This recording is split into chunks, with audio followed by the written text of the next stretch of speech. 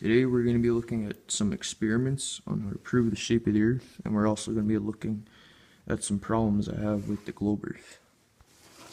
The first problem I have with the globe Earth model is this picture here is trying to tell us this guy staring at the North Star is staring at the same star as this guy over here.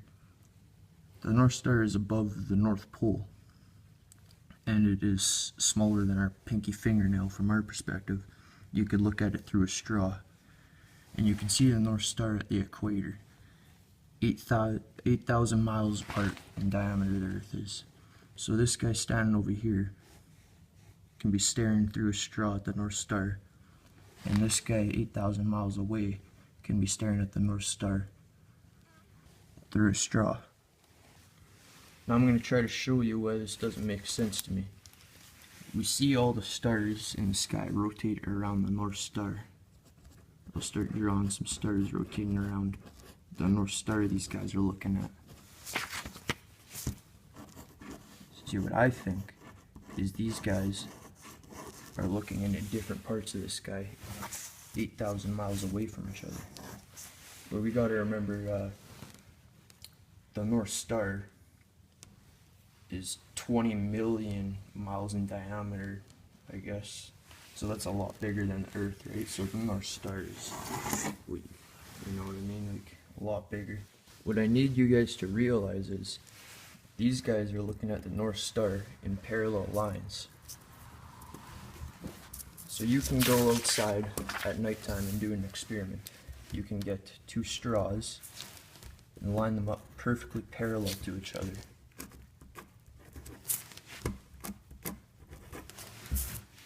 And if you look through both of these straws 5 inches away from each other, you are not going to be looking at the same star through both straws. 5 inches apart you can't see the same star. This is 8,000 miles apart.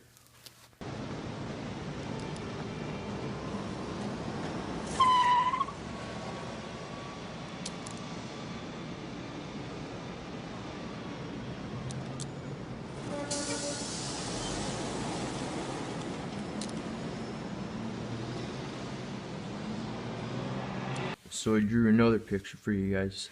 Let's pretend this Earth is in wintertime and this Earth is in summertime, and these guys are both looking at the North Star. The distance from these two guys is 186 million miles away.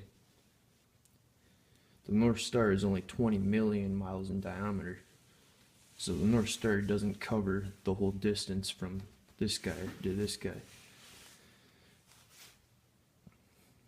So what is this guy looking at? Is this guy looking at the same stars as this guy? Let me draw some stars rotating around here for you.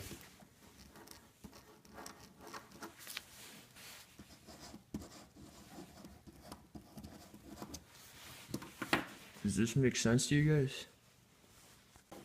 Here's the second problem I have with the globe Earth model, is reflections on water and ice, frozen lakes, flat surfaces.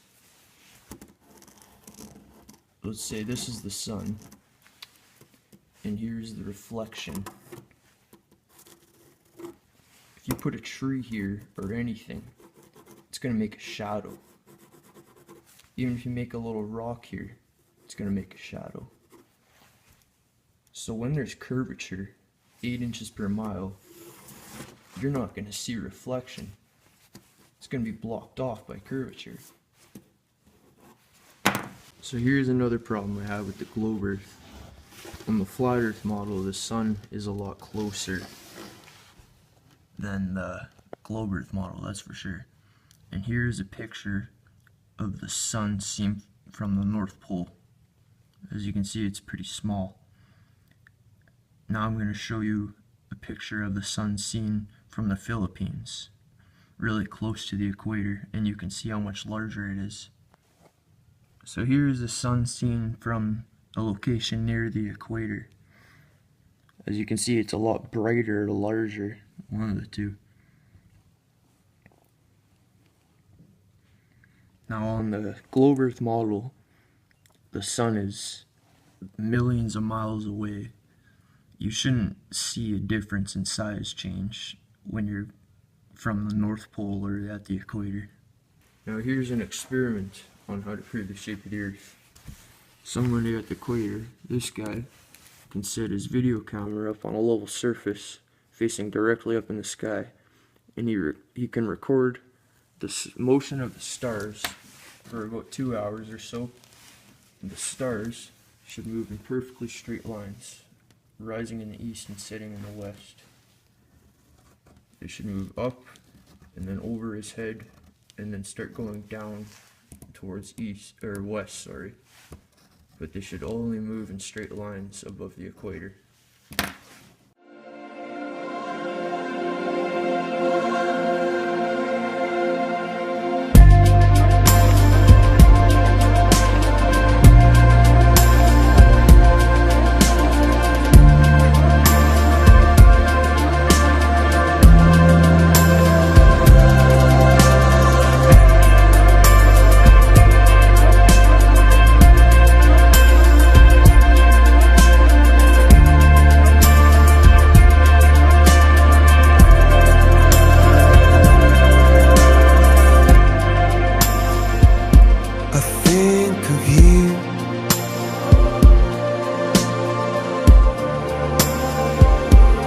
Haven't slept.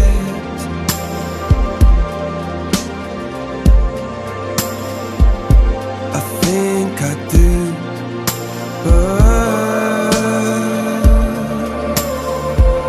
I don't forget. My body moves, goes where I will, but though I try, my heart stays still. It never moves, just won't be let, and so my mouth waters to be fed, but you're always in my head.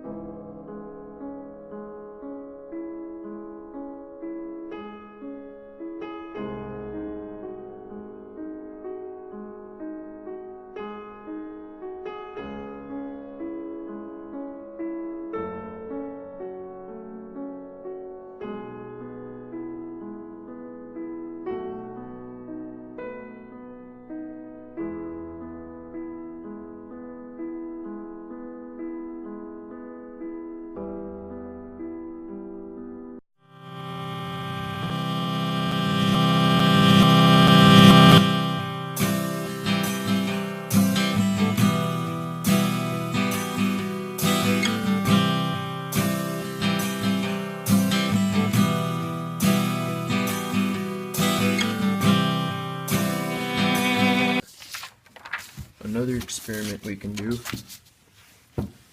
is we can go onto a frozen lake with two poles, stick them in the ice facing directly up,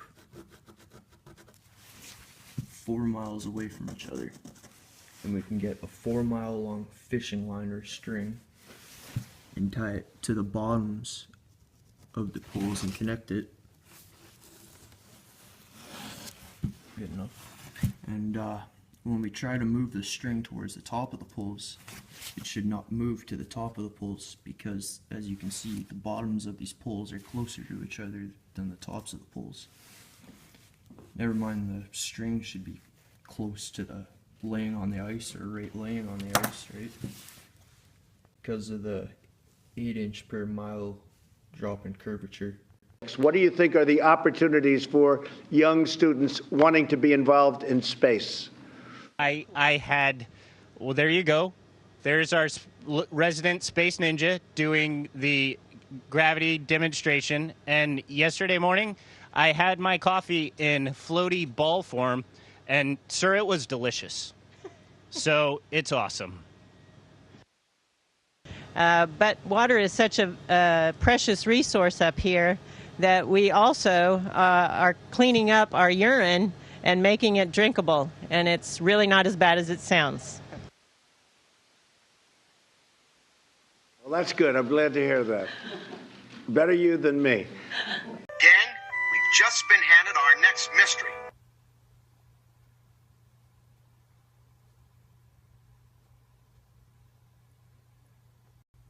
Turn over and I sleep upside down. I can't have it. I don't have any sensation in my head that tells me that I'm upside down.